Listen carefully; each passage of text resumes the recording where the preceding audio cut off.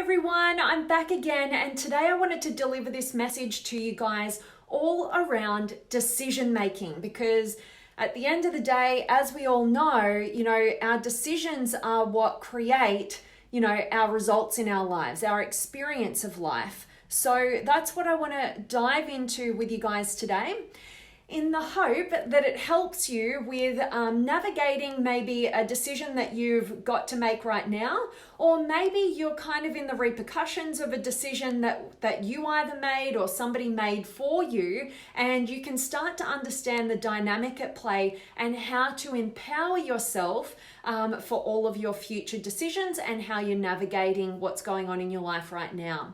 So basically, a big part of the work that I do is around personality psychology, and why I love this work is because it breaks it down to your own individual best way to make your decisions. So based on the neuroscience of your personality, based on the wiring of your brain, right? So it's really, really precise, and it's really, really it's just the best tool ever in order to just get that clarity and that direction for you as an individual, rather than the one size fits all of personal development. So any of you guys who are interested in me diving a bit deeper onto that, I would really encourage you to check out my website at vanessajanepatrick.com.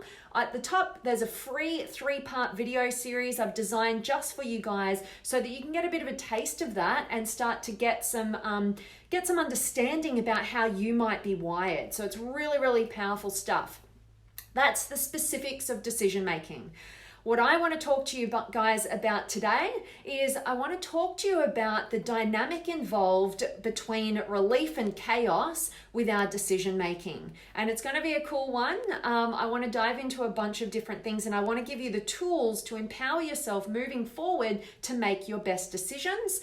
So really, I want to look at this dynamic of relationship breakup, right? Because I'm experiencing some things in my own life, and I'm also dealing with a lot of my clients navigating this area. So basically, what happens is there's usually somebody who's deciding that the relationship breaks down, and there's usually a decidee who, had that kind of enforced upon them, or that decision made for them. All right, it's more rare that we have two people totally on the same page deciding equally it's the end, and there's no longer attachment there. So I want to talk about that dynamic, because for the person that the decision was made for, right, the decidee, not the person who decided the relationship is going to end, they've kind of had this kind of, relief or just stability going on, and then all of a sudden the decision is made, which sends them into chaos, right? That's kind of how it works. Whereas the person who's made the decision about the relationship needing to end has usually been experiencing the opposite. They've usually been experiencing chaos and like not knowing what to do, where to go, whatever. And then they get to that decision, and then there's relief and stability, and they just can feel like that. All right. So I want you to just understand that, and I'm using the concept, or the context, I should say, of relationship breakdown, because that's a really easy one for us to have experienced in our lives and try and actually understand what's going on there. But let's look at the decision. So basically, there's one person, as in that example, who is not making a decision for themselves. It's being decided for them, sending them into chaos. And the other person is making a decision for themselves, and it gives them relief and stability. Now, this whole dynamic can be applied to the two versions of you.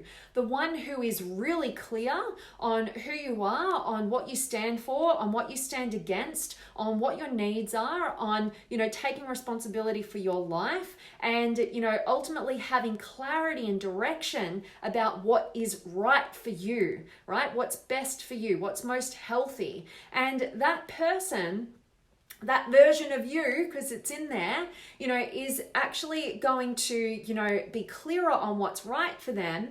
And that makes them more in control of themselves.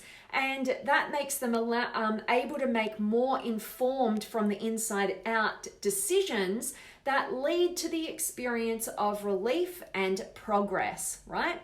But on the flip side of that, you got the other version of you who's, not clear on who you are and what you stand for and what you stand against, and you're kind of just coasting along in life and maybe looking to the external world or an external partner or, a coach or a boss or a parent or some external authority to decide for you, right? And that makes you, more unclear about what's right for you, less in control of yourself, and really more of you giving your power away to others externally to you, which in turn makes you make less decisions for yourself because you're so uncertain, and it leads you to experience, that chaos and also stagnation. All right, like you're not growing, but you're chaotic. All right, so I wanted to point out these two different versions that are residing in you, and you start with the context externally, which can be a relationship dynamic where one person's deciding, the other person's having the decision made, and realize that both of those reside within you, and realize that one is going to lead you towards a sense of peace, serenity, relief, and clarity and direction for your progress. And the other part of you, the one that's not getting clear, not making decisions for yourself, and, succumbing to, other people who are maybe more certain than you and going along with what they want, that's going to create more chaos and anarchy in your life. I'm always saying that, you can either have the chaos and the conflict in your internal world, or you can have it in your external world, right? Because not everybody has the same ideas as to what decisions they want to make that may include you in your life, right? So you're going to run into conflict at times where people want different things than you, right? And relationship breakdown is a really good example of that. But at the end of the day, you need to be somebody who decides, all right, I just have to know that it's not possible to have 100% harmony within and externally when I'm dealing with everybody else. And what I'm choosing to do instead is to maintain my, my relief, my peace, and my alignment and my congruence with my internal world, so I can have harmony in there, so that I can go out and deal with a chaotic world and not be thrown off over it, right? Because the only person you're ever going to be able to control in your life is yourself, all right? Nobody outside of yourself. So have that internal serenity, be aligned, be clear on who you are and what you want, what's right for you, and don't succumb to being overly accommodating to other people out of like, I want to be liked more than I want to be congruent with myself. That's never going to be a good path. Believe me, trust me, I've been there. It's something that I still have to keep my finger on the pulse of, because I tend to be more attuned to what other people want, and, can kind of, based on my personality, I can kind of fall into the, let's just do the fun thing, but that has oftentimes in the past come at the expense of, that I later found out was actually not very true for me, and the onus is on me, not anybody else influencing me externally, but my lack of clarity over what was really right for me, and sacrificing that clarity for accommodating for others and, doing the fun thing, but it ended up being at the expense of what I really needed in that moment.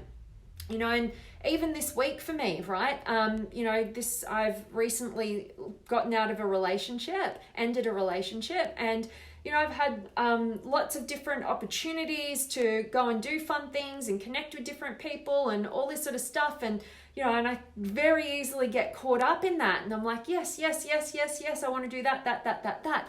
But deep down, I really know that where I'm at right now is in a place where I actually need to disconnect from my external world so that I can reconnect and reestablish a deeper connection with myself now that I've had a separation from somebody who was very, very close to me in my life.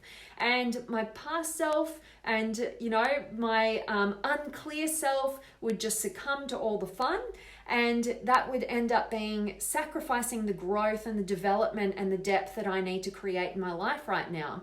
So I'm having to kind of adult a little bit, you know, and take a step back, and there is no, you know, always slow down, right? That's the key, I think. Slow down so that you can reconnect with who you are and what you want and what's right for you, and never sacrifice what's right for you in the accommodation of anybody else's wants and desires that are not congruent with that very thing that's right for you, okay? So you've always got to be clear. Clarity is key, and it will lead you towards the right results. Don't get caught up in FOMO, fear of missing out, you know, and don't get caught up in, you know, sacrificing what's right for you for short-term gratification rather than your long-term growth and progress and becoming the kind of person that you're absolutely proud of yourself to be. So hope that this definitely serves you and resonates with you guys, and just get you thinking about how you're making your decisions. Are you making them for yourself, or are you having them made for you? And the key here is to get clear on who you are, maybe how you're wired. That's why I wanted you guys to get that free resource on my website, vanessajanepatrick.com. At the top, you can download a free 3-part video series that breaks it down as to how our personality is wired, what are our decision-making processes, and, you know, get you clearer on how you personally make your best decisions. Okay, for me, using myself as a quick example here, my greatest decision-making process, which we all have access to, but it's my greatest strength, is a process nicknamed Harmony. And it's all about what's going on, being very attuned to my emotional environment of the world around me. And how I make my best decisions is considering what is going to be the emotional impact of this decision on the world around me and the people closest to me, inclusive of myself, right? So I have to look at that, and that's how I'm going to make my best decisions. But there's other people out there who, if they were to use that as their, you know, as their compass for making their right decisions, they'd probably make a really bad decision, because that's not how they're wired. They might be wired in an opposing way, such as, you know, with the opposite cognitive function to that, nicknamed accuracy, which is all about what makes logical sense to me, right? It's not looking at everybody else, it's going really close within, and it's looking at the logic, devoid of emotion, right? So there's people out there who are making their best decisions that way. And there's another 2 decision-making processes that, like I said, I articulate in the free 3-part video series for you guys, so you can download that anytime. And I hope that this just makes sense to you to know that the clearer you are, the better decisions you're going to make, the more in control of yourself, which is the only control you can have in this world, you're going to be. And, you know, your decisions are going to lead to every single result, you know, that you experience in your life. So it's absolutely key, if you want to design your life rather than live by default by other people who are more clear and more certain making decisions for you. Okay, so I really hope this has served you, and I definitely want to check in with you guys, so make sure you're dropping me a comment, letting me know where in the world you're tuning in from. Have you got any questions or comments or words of wisdom? Before, as always, I'm running out the door with these Facebook Lives I'm doing in the morning for you guys right now. But let me check in and see who's been able to join me. I've got Anton, awesome, and Judy. Anton, colourful painting in the back. Yeah, this is one of my landlord's paintings, actually, around this house that I'm living in at the moment. Beautiful paintings, like incredible, just really different. And so maybe one day I'll show you guys around. But I love that. And Verene's here, yay. And Jerry, hi Vanessa, always nice to see you live. Always great to see you, my friend. Thanks for showing up. And Walter and Eric and Colin and Kate and Jerry. Separation happens after years of being two into one. For me, we went separate ways but remained friends, like good friends, because we know each other pretty well, especially when children involved. Beautiful, Jerry. I love that. There aren't that many people in this world, unfortunately, who are able to separate amicably, but absolutely the ideal situation, particularly when children are involved. And anytime you can't leave amicably, you can't control them, but it's all on you. Like how you feel towards them is on you, right? Not them.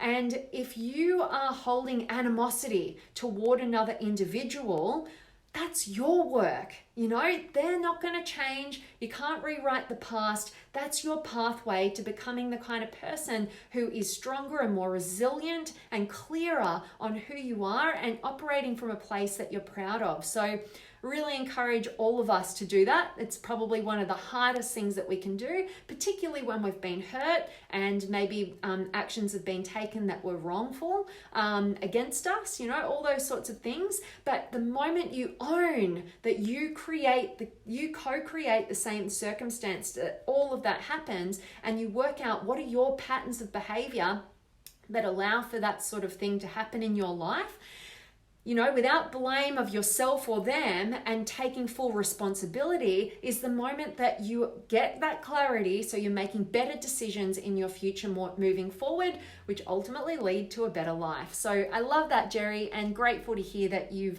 been able to experience that. Any of you guys who are, challenged with how the hell would you do that, I really recommend the work of Catherine Woodward Thomas, Conscious Uncoupling, you may have heard of. If you Google that, you will come across her beautiful free resources, her work, her book, everything. I've had the pleasure and honor of interviewing her before, and she's an incredible role model in the realm of separating amicably, particularly when there's children involved. So I love that. Thanks for sharing, Jerry.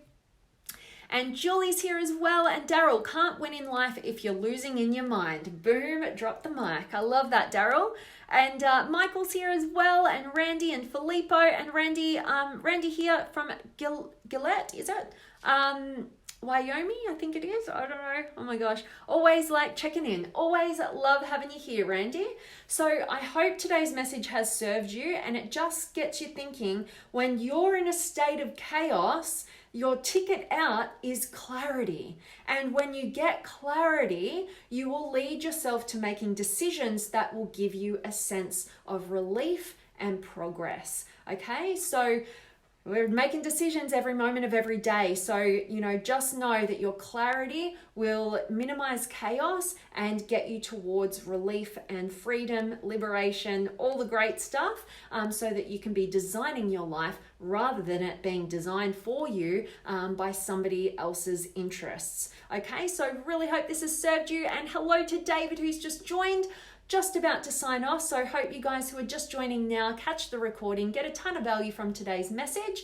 As always, I'm sending you guys all of my love, light, blessings, gratitude, energy, enthusiasm, everything extraordinary coming to you to wherever you are in the world today. I really do hope that it's beautiful, amazing, and extraordinary, that you're doing something super empowering, and today's message has definitely served you.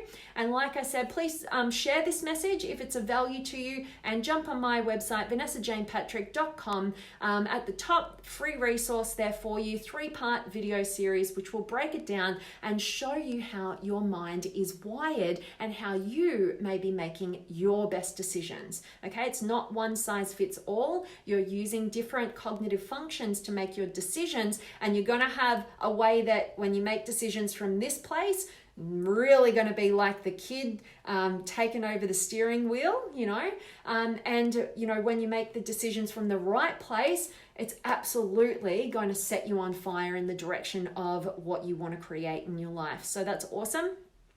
Yeah, David, jump back to the beginning in a minute, and hope you gain a ton of value from today's message. And hello to Joseph.